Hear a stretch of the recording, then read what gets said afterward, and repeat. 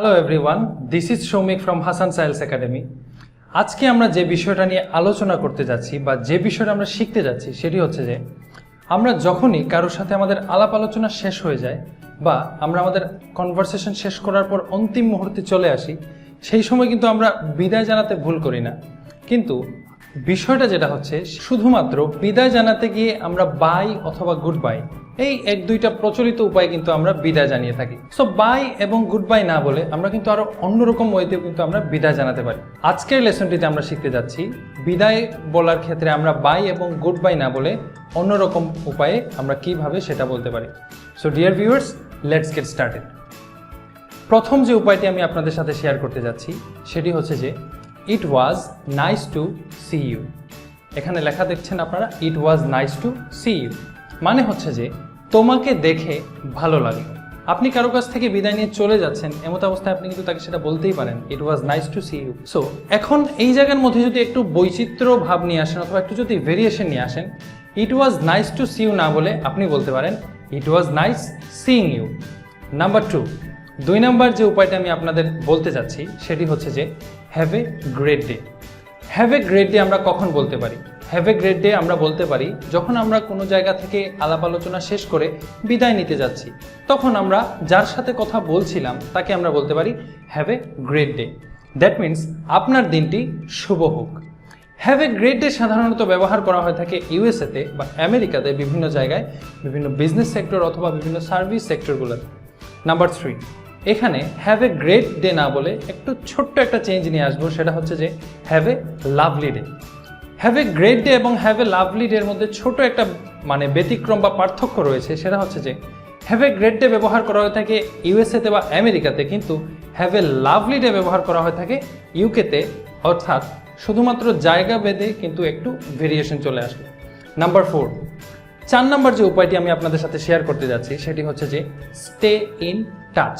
মনে করুন আপনি কারো কাছ থেকে বিদায় নিয়ে চলে যাচ্ছেন, কিন্তু তাকে আপনি বলে যাচ্ছেন যাওয়ার সময়, এই বিদায় যে আমি নিয়ে যাচ্ছি, বিদায় মানে কিন্তু বিদায় না, আপনার সাথে যোগাযোগটা যাতে তার বিচ্ছিন্ন না হয়, যোগাযোগটা যাতে আপনাদের সাথে অব্যাহত থাকে, সেই ক্ষেত্রে আপনি বলতে পারেন স্টে ইন টাচ।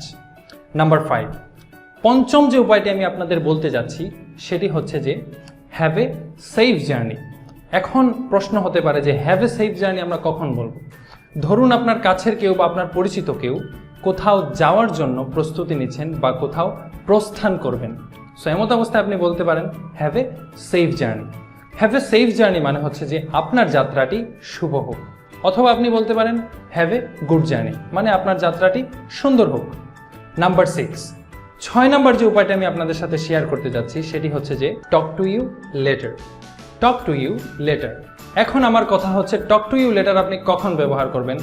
মনে করুন আপনার কোনো ফ্রেন্ডস অথবা আপনার কোনো রিলেটিভসের কাছ থেকে আপনি কনভারসেশন শেষ করার পর বিদায় নিয়ে চলে যাচ্ছেন, কিন্তু আপনি বোঝাতে চাচ্ছেন যে আমি চলে যাচ্ছি, কিন্তু আমি তোমার সাথে পরবর্তীতে কল করে অথবা তোমাকে আমি টেক্সট অথবা মেসেজ করে আমি তোমার সাথে যোগাযোগ করব।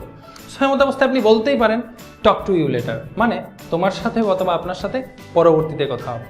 নাম্বার 7, 7 নাম্বার যে উপায়টি আমি আপনাদের সাথে শেয়ার করতে যাচ্ছি সেটি হচ্ছে যে সি ইউ লেটার। 7 নাম্বার উপায়টি হচ্ছে see you later. See you later আপনি কখন বলবেন? আপনি কারোর সাথে কনভারসেশন শেষ করার পর চলে যাচ্ছেন এবং চলে যাওয়ার পর মনে করুন যে আগামী 24 ঘন্টার ভিতরেই বা অতি সম্প্রতি তার সাথে আপনার আবারও দেখা হতে যাচ্ছে, এমত অবস্থায় আপনি তাকে বলতে পারেন সি ইউ লেটার। নাম্বার 8, 8ম যে উপায়টি আমি আপনাদের সাথে শেয়ার করতে যাচ্ছি সেটি হচ্ছে যে সি ইউ সুন। একটু আগে বললাম সি ইউ লেটার, এখন বলছি see you soon. See you later এবং সি ইউ সুন এই দুইটার মধ্যে সামান্য পরিমাণ ডিস্টিংশন রয়েছে বা পার্থক্য রয়েছে।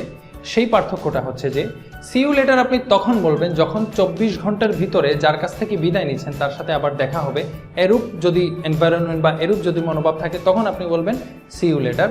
কিন্তু যার কাছ থেকে কথা বলার পর বিদায় নিয়ে চলে যাচ্ছেন তার সাথে যদি আপনার আগামী 24 ঘন্টার ভিতরে বা অতি সম্প্রতি যদি দেখা না হয়, সেক্ষেত্রে আপনি বলতে পারেন সি ইউ সুন, মানে খুব শীঘ্রই আপনার সাথে দেখা হচ্ছে অথবা খুব শীঘ্রই তোমার সাথে আবারও দেখা হচ্ছে। ডিয়ার ভিউয়ার্স, নাম্বার 9 এবং 9ম যে উপায়টি আমি আপনাদের সাথে শেয়ার করতে যাচ্ছি সেটি হচ্ছে যে আই অ্যাম হেডিং অফ। এখন আপনি বলতে পারেন আই এম হেডিং অফ আপনি কখন ব্যবহার করবেন? আই এম হেডিং অফ আমরা তখনই ব্যবহার করতে পারি, যেমন মনে করুন যে আমরা তো প্রতিনিয়ত বিভিন্ন পার্টিতে, বিভিন্ন অনুষ্ঠানে বা বিভিন্ন জায়গায় গিয়ে থাকি বিভিন্ন সেমিনার অংশগ্রহণের করার জন্য বা বিভিন্ন জায়গায় আমরা বিভিন্ন প্রোগ্রামে অ্যাটেন্ড করার জন্য। সো মনে করুন আপনি প্রোগ্রামে থাকা অবস্থায় বা কোনো সেমিনারে থাকা অবস্থায় আপনার কোনো জায়গা থেকে কল আসলো, এমতো অবস্থায় সেখান থেকে বিদায় নিয়ে আপনার চলে যেতে হচ্ছে। সো আপনি সেখান থেকে বিদায় নিয়ে যাওয়ার সময় বলতে পারেন I am heading of. I am heading of মানে হচ্ছে আমি চলে যাচ্ছি।